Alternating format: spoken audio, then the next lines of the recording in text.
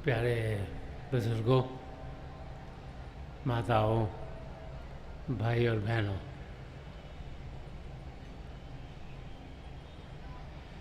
आज यहाँ बिलखोरा में आकर दिल में बड़ी खुशी की उमंगें उठ रही हैं।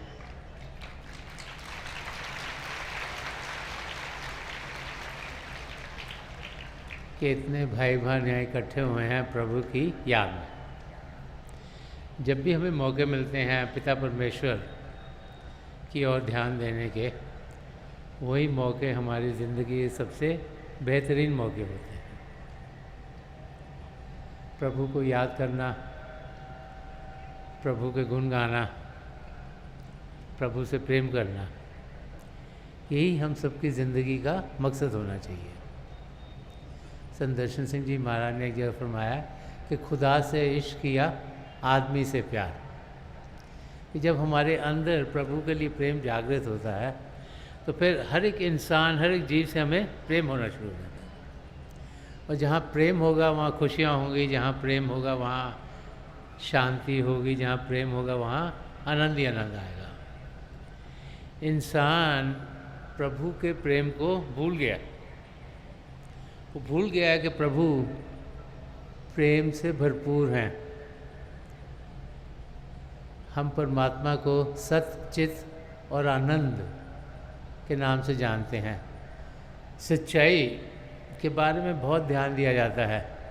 जब हम छोटे होते हैं हमें ये समझाया जाता है कि हम सच्चा जीवन जिएं, किसी से झूठ ना बोलें, सच्चाई से हर एक से बातचीत करें, हर एक कार्य हमारा हो सच्चाई से हो, उस और इंसान को ध्यान दिया जाता है। स्कूलों में भी, घरों में भी इस और बहुत ध्यान दिया जाता है। चेतन हो, चेतनता की ज़िंदगी जिए, उस और भी ध्यान दिया जाता है। लेकिन जो आनंद है उस और हम बहुत कम ध्यान देते हैं।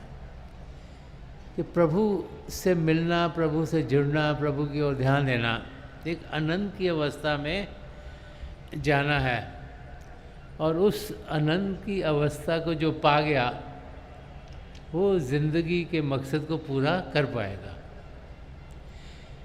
हर एक इंसान सोचता है उसकी ज़िंदगी दुख दर्द से भरी हुई है और वो भूल जाता है कि ये जो शरीर है इसको ताकत कुछ और दे रहा है, और जिसको ताकत दे रहा है वही पिता परमेश्वर है, और उसी का एक अंश, परमात्मा का अंश आत्मा हमारे भीतर है। तो जब भी महापुरुष इस धरती पर आए हैं उन्होंने बार बार हमें ये समझाया है कि हम जानें कि हम अपनी ज़िंदगी जी कैसे रहे हैं और हमें अपनी ज़िंदगी जीनी कैसे है। तो फरमा रहे हैं कि माटी को पुतरा कैसे नचता है।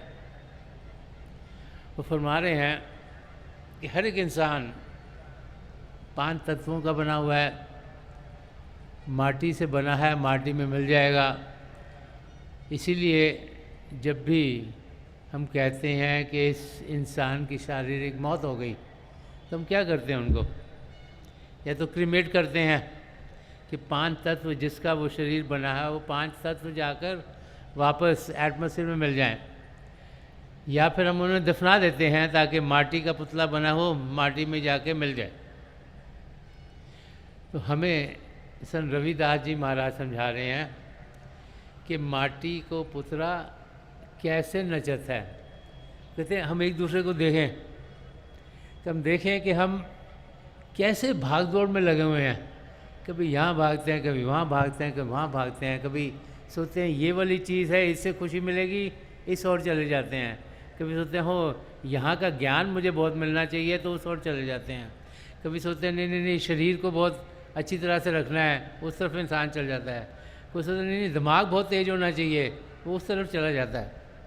तो जैसे कि कस्तूरी का हिरन है, वो कहते हैं कस्तूरी का हिरन जब वो कस्तूरी की सुगंध उसको अच्छी लगती है बड़ी, तो वो सोचता है कि सुगंध कहाँ से आ रही है। उसके लिए कभी यहाँ भागता है, कभी यहाँ भागता है, कभी यहाँ भागता है, और उसको समझ में नहीं आता कि खुशबू कस्तूरी की उसके बीच में से आ रही है। तो संत रविदास जी महाराज हमें ये समझा रहे हैं कि हम सब माटी के बने हुए हैं, लेकिन हम नाच रहे हैं, भाग रहे हैं, कभी इधर कभी उधर, ये भूल जाते हैं कि ये ज़िंदगी सीमित है। इंसान जब इस दुनिया में जीता है तो सोचता है कि उसके बराबर का कोई है नहीं। हर एक इंसान सोचता है कि वो सबसे बेहतर है, और हर एक इंसान यही सोचता है कि सब कुछ उसे ही मिल जाए। चाहे अगर पढ़ाई कर रहा है तो लगता है कि उसको फर्स्ट आना चाहिए, अगर कोई खेल कूद में जा रहा है उधर उसको लगता है मुझे जीतनी चाहिए ट्रॉफ़ी, अगर कुछ काम कर रहा है उसको लगता है मेरा काम सबसे अच्छा होना चाहिए, और उस मैं में इंसान लगा है और भाग दौड़ में लगा हुआ है। तो इस शब्द के ज़रिए संत रविदास जी महाराज हमें समझा रहे हैं कि हमारी ज़िंदगी कैसी है, और आखिर में समझाते हैं कि ज़िंदगी होनी कैसे चाहिए। तो फरमा रहे हैं कि माटी को पुतरा कैसे नचाता है। तो पहले तो हमें ये समझा रहे हैं कि हम जाने कि हम किस अवस्था में जी रहे हैं। हम किसी भी गोल के बगैर, किसी भी लक्ष्य के बगैर भाग दौड़ में लगे हुए हैं। कभी यहाँ पे नाचते हैं, कभी वहाँ पे नाचते हैं, कभी यहाँ ध्यान देते हैं, कभी वहाँ ध्यान देते हैं। लक्ष्य नहीं है, कोई एम नहीं है, और यही सोचते हैं कि इस माया की दुनिया जिसमें हम जी रहे हैं, यहाँ से हमें सब कुछ मिलेगा। इस जहाँ के आगे जहाँ और भी हैं। हमारे धर्म ग्रंथ हमें यही समझाते हैं कि ये पिंड का देश है, ये माया का देश है, इसके आगे बहुत आध्यात्मिक देश और भी हैं। कई खंड मंडल हैं जो शांति से, जो खुशियों से, जो प्रेम से भरपूर हैं, और उनका हम अनुभव कर सकते हैं। ये नहीं कि मौत के बाद ही हम सिर्फ उन मंडलों में जा पाएँ, कि जीते जी हम इस शरीर से ध्यान हटाकर उन मंडलों की ओर बढ़ पाते हैं। मीराबाई जी, जिन्हें हम सब यही जानते हैं कि वो कृष्ण जी महाराज की पुजारन थी, बहुत उन्होंने प्रेम, कृष्ण जी महाराज के प्रेम में बहुत कुछ लिखा, और उनकी ज़िंदगी जिसे सगुन भक्ति कहते हैं उस और लगी हुई थी। फिर उनकी ज़िंदगी में संत रविदास जी महाराज आए।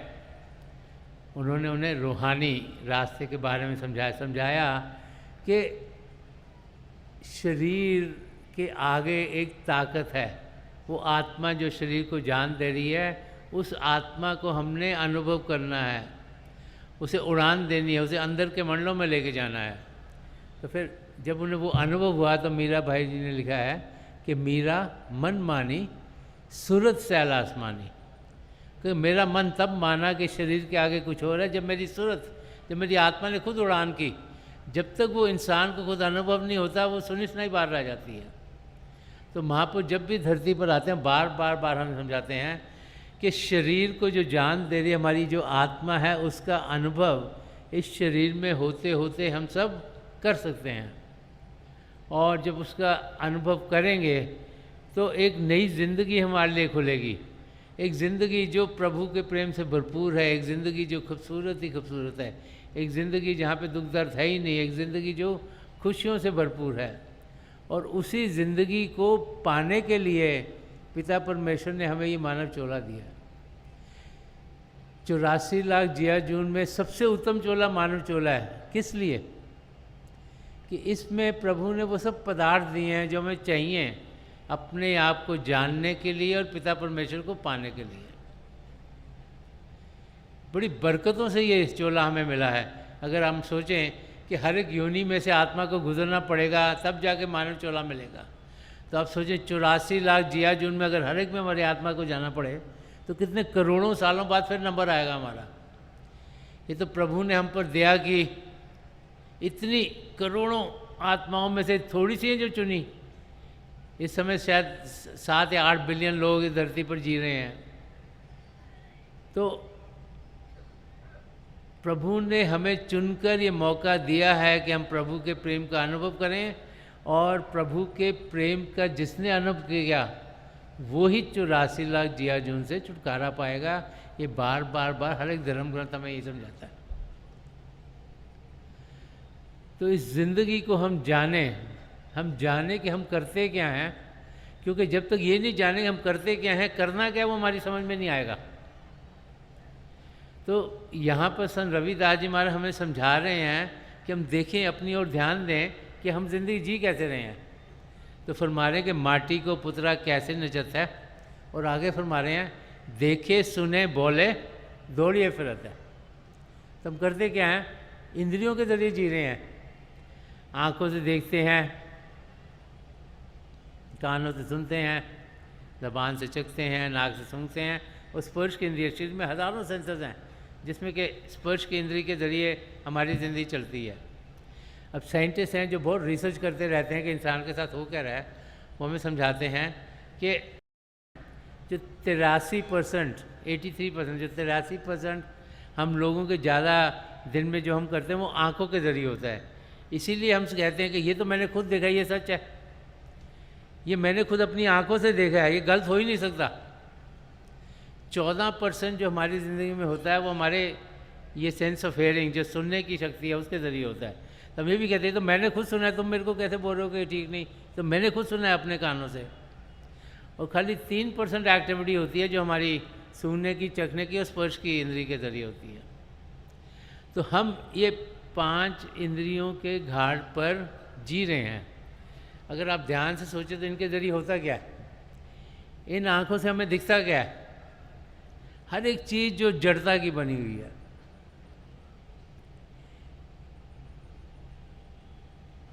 उसके आगे कुछ दिखता नहीं, उसके नीचे नहीं, उसके ऊपर नहीं। आजकल तो एक्सरेज हैं जो कि शरीर के अंदर जो है उसको भी देख पाती हैं, इन आँखों से नहीं दिखता, ये सीमित है, लिमिटेड है। प्रभु ने इतना हिस्सा दिया है जिसमें कि हम देख पाते हैं। वही सुनने की चीज़ है, कानों के ज़रिए वही फ्रीक्वेंसी जो हम सुन पाते हैं। अब जो पीछे जब सुनामी आया था और कई साल हो गए, तो उसने बड़ी तबाही करी, और आज हर एक देश के पास बड़े बड़े कंप्यूटर, बड़े बड़े इंस्ट्रूमेंट्स हैं जिसके ज़रिए वो वेदर को प्रेडिक्ट करते हैं। हर रोज़ वेदर की न्यूज़ आती है, अब तो हर समय आती है, अब तो इंटरनेट के थ्रू तुम कभी देखो कहाँ पे वेदर कैसा है, कहाँ पर क्या है, वो न्यूज़ आती रहती है। तो इसका मतलब बहुत से इक्विपमेंट इंसानों के पास हैं देखने के लिए कि तूफ़ान कहाँ से आएगा, बारिश होगी कि नहीं होगी, हवा का टेम्परेचर क्या होगा, एंटीसिपेट हम लोग कर सकते हैं। लेकिन वो कहते हैं कि जब सुनामी आया, इतनी तबाही हुई, उससे कहते हैं थाईलैंड में 3 दिन पहले जितने भी वहाँ पे हाथी थे वो सब पहाड़ की ओर चले गए।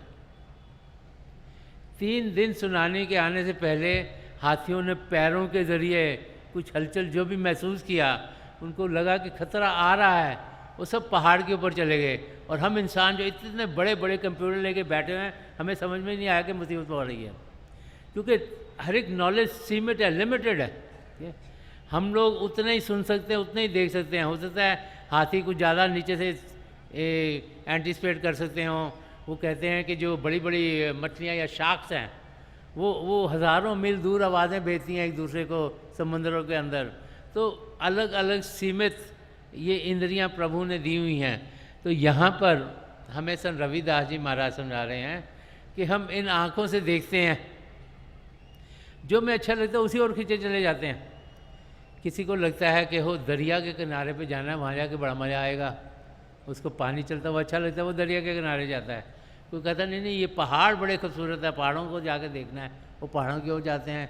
कोई कहता है जी ये गार्डन सब बहुत अच्छे हैं, यहाँ पे देखो फूल कितने खूबसूरत हैं, वो उस तरफ खींचा चल जाता है। किसी को लगता है ये नई नई इमारतें बनी हैं बहुत अच्छी हैं, चलो हम वहाँ पे सैर करने जाएं। तो जो कुछ देखने में अच्छा लगता है वहाँ उसी ओर खींच जाते हैं। ऐसे ही सुनने की शक्ति है, जो सुनने में इंसान को अच्छा लगता है, ज़्यादातर संगीत इंसान सुनने की कोशिश करता है, उसी ओर खींचता है। किसी को हो सकता है क्लासिकल म्यूज़िक अच्छा लगे, किसी को गज़लें अच्छे लगती हैं, किसी को भजन अच्छे लगते हैं, तो इंसान वही सुनने की कोशिश करता है। और जो आजकल के बच्चे हैं उनको शायद वो ना समझ में आता है, वो उन्हें ठक ठक ठक ठक की आवाज़ें सुनते हैं, उनको वो चीज़ें अच्छी लगती हैं। तो जैसे जैसे जिसको जो जो अच्छा लगता है उसी ओर खींचा चल जाता है। और जो बाकी इंद्रियाँ हैं चखने की, इंसान वही खाने की कोशिश करती है जो उसको ज़्यादा स्वादिष्ट लगती है चीज़। और सूंघने की भी हम कोशिश करते हैं जहाँ से खुशबू आ रही हो उस एरिया में जाएं, जहाँ से बदबू से दूर हों। और स्पर्श के इंद्रिय, जो चीज़ सॉफ्ट लगती है, जो हार्ड ना हो, इंसान उसी ओर खींचा चला जाता है। तो यहाँ पर हमें संत रविदास जी महाराज समझा रहे हैं कि देखे, सुने, बोले, दौड़िए फिरत है, कि ये जो 5 इंद्रियां हैं इनके घाट पर हम जी रहे हैं और इनके ज़रिए कर रहे हैं, दुनिया की चीज़ों की ओर खिंची जा रहे हैं। जो चीज़ अच्छी लगी उस ओर भागते हैं, कभी इधर गए कभी उधर गए। और आगे फरमा रहे हैं कि जो हम सब की ज़िंदगी में होता है कि जब कुछ पावे तब गर्व करत है। हमें थोड़ा सा कुछ मिल जाता है, हम इतने अभिमानी हो जाते हैं, सोचते हैं कि ओ मैंने तो बहुत कुछ पा लिया। हर एक के साथ ऐसे ही होता है, हम कुछ पाने की कोशिश करते हैं, जब मिल जाता है तो सोचते हैं कि हमारे जैसे तो और कोई है ही नहीं, और अपनी ज़िंदगी वैसी जीनी चाहिए और औरों को बताना शुरू कर देते हैं, ओ मेरे पास ये है, मैंने ये पा लिया, मैंने ये कर लिया, मैंने वो कर लिया। तो वो फरमा रहे कि जब कुछ पावे तो गर्व करत है और माया गई तब रोवन लगत है। अब जो चीज़ हमें मिलती है, जो पाते हैं, उसे लगाव हो जाता है, और जैसे ही वो छिनती है हमसे, किसी भी कारण छिने, तो इंसान सोचता हो मेरे साथ ऐसे क्यों हो गया, मैंने क्या काम खराब कर दिया, परमात्मा मेरे से पे खुश क्यों नहीं है, प्रभु मुझे क्यों इस दुख को दे रहे हैं। ये बार बार हम सब सोचते हैं जब भी कोई चीज़ हमसे जाती है। अब घर में जैसे एक परिवार जी रहा है, माता पिता बुजुर्ग हो गए, बच्चे बड़े हो गए, तो एक एक करके कोई ना कोई जाता है। तो जब बहुत नज़दीकी कोई जाता है, हमारे पिताजी या माताजी या दादाजी या दादी जी या और कोई नज़दीकी जाता है, तो बहुत तकलीफ़ होती है। क्यों, हमें उनसे बहुत लगाव था, बड़ा प्रेम था, और हम सोचते थे वो तो सदा सदा के लिए हमारे लिए रहेंगे। लेकिन प्रभु ने कुछ खेल रचा है कि हर एक की ज़िंदगी सीमित है, लिमिटेड है। ऐसे ही इंसान नई कार खरीदता है, तो नई कार खरीदता है तो बड़ा खुश होता है कि मैंने नई कार खरीदी है, लेकिन कुछ सालों के बाद हो सकता है कार चलनी ठीक ना हो सकता है मशीनरी ख़राब हो जाए, हो सकता है कुछ हो रहा है, तो देनी पड़ती है, तो उसको बड़ी तकलीफ़ होती है। तो कोई भी चीज़ जो हमारे पास है, जब हमसे चली जाती है तो इंसान को बहुत दुख दर्द होता है। यही यहाँ संत रविदास जी महाराज हमें समझा रहे हैं कि हम सब की ज़िंदगी ऐसी है, क्योंकि जो कुछ भी हमें मिलती है उससे हमें लगाव हो जाता है। हम सोचते हैं ये मेरी है, ये सदा सदा के लिए मेरे पास रहेगी, लेकिन ऐसा ज़िंदगी में होता नहीं, क्योंकि यहाँ पर जो कुछ भी है वो सदा सदा के लिए रहने वाला है ही नहीं। तो सदा सदा के लिए रहने वाला क्या है, जैसे गुरबानी में आया कि आज सच जुगाद सच है भी सच नानक होसी भी सच, कि जो शुरुआत में सच था वो क्या था, पिता परमेश्वर। आज कौन है सच, पिता परमेश्वर। कल परसों चौथ कौन होगा सच, पिता परमेश्वर, क्योंकि प्रभु तो सदा सदा रहने वाले हैं।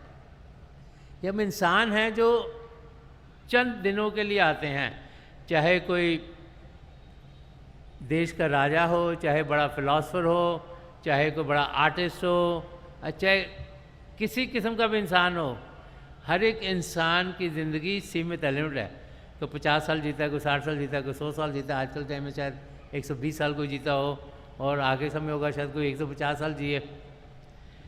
जैसे जैसे टेक्नोलॉजी इम्प्रूव होती है, हमारी थोड़ी आयु भी बढ़ रही है, लेकिन हर एक की लाइफ सीमित है, लिमिटेड है। तो यहाँ पर संत रविदास जी महाराज हमें ये समझा रहे हैं कि हम जाने कि हम इस धरती पर चंद क्षणों के लिए आए हैं, और उन क्षणों को यहाँ प्रभु ने जब हमें भेजा है, उन क्षणों का पूरा फ़ायदा उठाने के लिए भेजा है।